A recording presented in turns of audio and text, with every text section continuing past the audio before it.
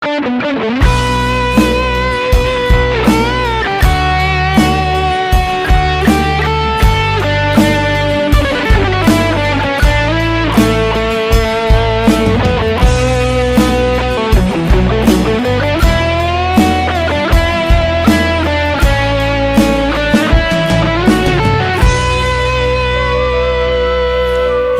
ร้างแข่งฟัดเป่าขิงมือกลางขึ้น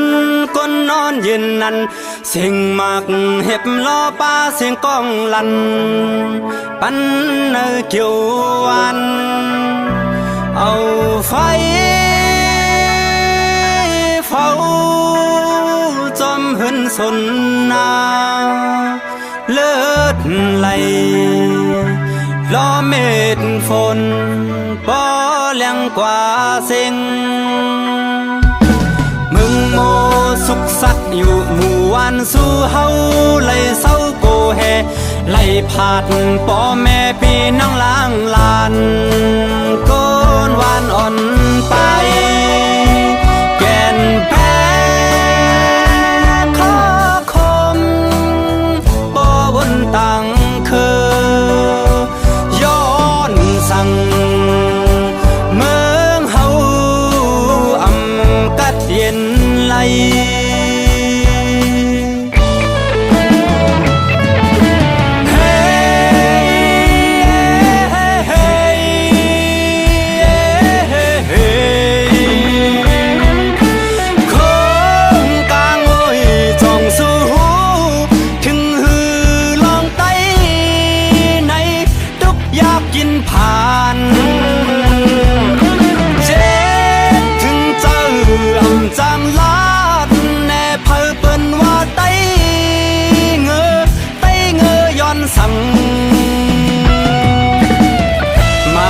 เจอกวนเฮาในแก่น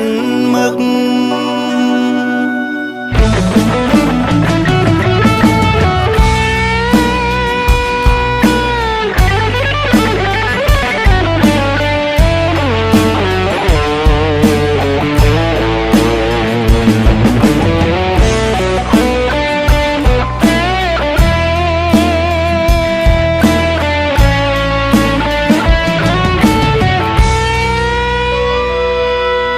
วันสิ้นนั้นมีปืนอยู่ปู่ยาคิงนายเฮาเฮ็ดสร้างมาปัน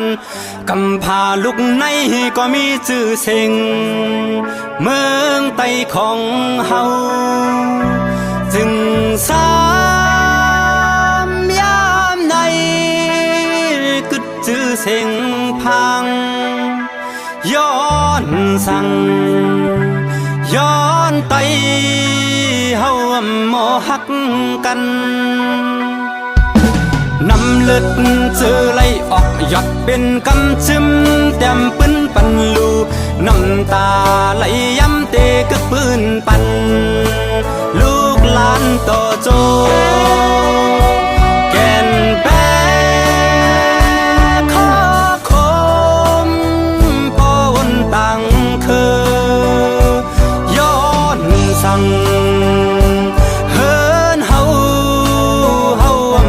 เศร้าทั้ง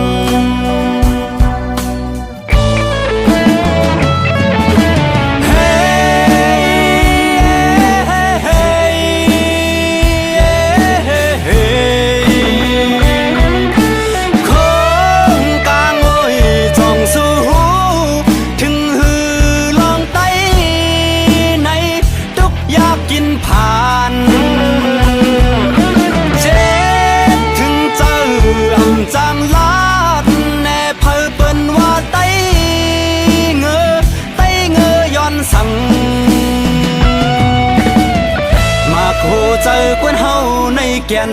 มึก